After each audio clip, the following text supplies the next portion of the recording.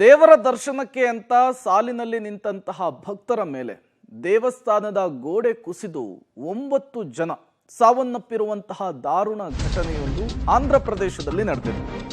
ದೇವಸ್ಥಾನದ ಗೋಡೆ ಕುಸಿದು ಈ ದುರಂತ ಸಂಭವಿಸಿದೆ. 8 ಜನ ಸಾವನ್ನಪ್ಪಿದ್ದಾರೆ ಎನ್ನುವಂತಹ ಮಾಹಿತಿ ಸಿಗ್ತಾ ಇದೆ. ಸಿಂಹಾಚಲಂನ ಸಿಂಹಾದ್ರಿ ಅಣ್ಣಪ್ಪ ಸ್ವಾಮಿ ದೇವಸ್ಥಾನದಲ್ಲಿ ಘಟನೆ ನಡೆದಿದೆ. ಆಂಧ್ರ ಪ್ರದೇಶದ ಸಿಂಹಾಚಲಂ ದೇವಸ್ಥಾನದಲ್ಲಿ ಘಟನೆ ಆಗಿರುವಂಥದ್ದು. ಚಂದನೋತ್ಸವವನ್ನು ಆಚರಿಸುವಂತಹ ಸಂದರ್ಭದಲ್ಲಿ ದೇವಸ್ಥಾನದ ಗೋಡೆ ಇದ್ದಕ್ಕಿದ್ದ ಹಾಗೆ ಕುಸಿದು ಬಿದ್ದಿದೆ.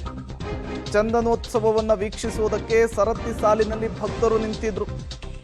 ವರಾಹಲಕ್ಷ್ಮಿ ನರಸಿಂಹಸ್ವಾಮಿಯ ನಿಜರೂಪದ ದರ್ಶನಕ್ಕಾಗಿ ಭಕ್ತರು ಕಾಯ್ತಾ ಇದ್ರು. ಈ ಸಂದರ್ಭದಲ್ಲಿ ದುರಂತ ಹೋಗ್ಬಿಟ್ಟಿದೆ. NDRF, SDRF ನಿಂದ ನಿರಂತರವಾಗಿ ರೆಸ್ಕ್ಯೂ ಆಪರೇಷನ್ ನಡೀತಾ ಇದೆ. ಅವಶೇಷಗಳಡಿ ಸಿಲುಕಿದ ಭಕ್ತಾದಿಗಳನ್ನ ಹೊರತೆಗೆಯುವಂತಹ ಕೆಲಸ ಒಂದು ಕಡೆ ಆಗ್ತಾ ಇದ್ರೆ, ಮತ್ತೊಂದು ಕಡೆ ಗಾಯಗೊಂಡವರಿಗೆ ತತ್ಕ್ಷಣಕ್ಕೆ ಚಿಕಿತ್ಸೆ ಕೊಡಿಸುವಂತಹ ಕೆಲಸ ಮತ್ತೊಂದು ಕಡೆ ಆಗ್ತಾ ಇದೆ. ಇಲ್ಲಿಯವರೆಗೂ ಸಿಕ್ಕಿರುವ ಮಾಹಿತಿಯ ಪ್ರಕಾರ 8 ಜನ ಈ ದುರಂತದಲ್ಲಿ ಸಾವನ್ನಪ್ಪಿದ್ದಾರೆ ಅನ್ನೋದು ಗೊತ್ತಾಗ್ತಾ ಇದೆ. ದೇವರ ದರ್ಶನಕ್ಕೆ ನಿಂತವರು ಮಸಣವನ್ನು ಸೇರಿರುವಂತಹ ಘಟನೆ ಇದಾಗಿದೆ.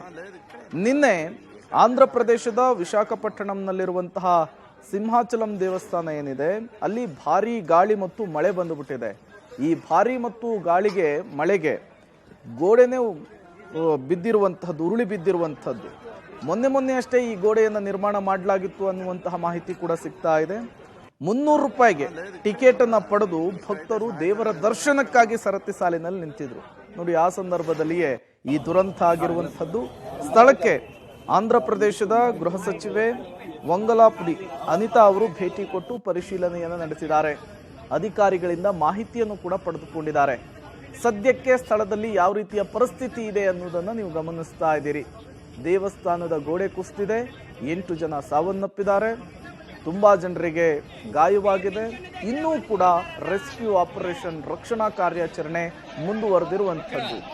ತಡರಾತ್ರಿ ಸುರಿದಂತಹ ಭಾರೀ ಮಳೆ ಗಾಳಿ ಹೊಸದಾಗಿ ನಿರ್ಮಾಣವಾದಂತಹ ಗೋಡೆ ಉರುಳಿ ಬೀಳೋದಕ್ಕೆ ಕಾರಣವಾಗಿದೆ. ಇದರ ಪರಿಣಾಮ ಸಂಪೂರ್ಣವಾಗಿ ಗೋಡೆ ನಾಮಾವಶೇಷವಾಗಿ ಹೋಗಿದೆ. ಗೋಡೆಯ ಪಕ್ಕದಲ್ಲಿದ್ದಂತಹ ಭಕ್ತರ ಮೇಲೆ ಆ ಗೋಡೆ ಬಿದ್ದಿರುವಂಥದ್ದು. ಅದರ ಪರಿಣಾಮ 8 ಜನ ಸಾವನ್ನಪ್ಪಿದ್ದು, ಹಲವರಿಗೆ ಗಂಭೀರವಾಗಿ ಗಾಯವಾಗಿದೆ ಅನ್ನೋದು ಗೊತ್ತಾಗ್ತಾ ಇದೆ.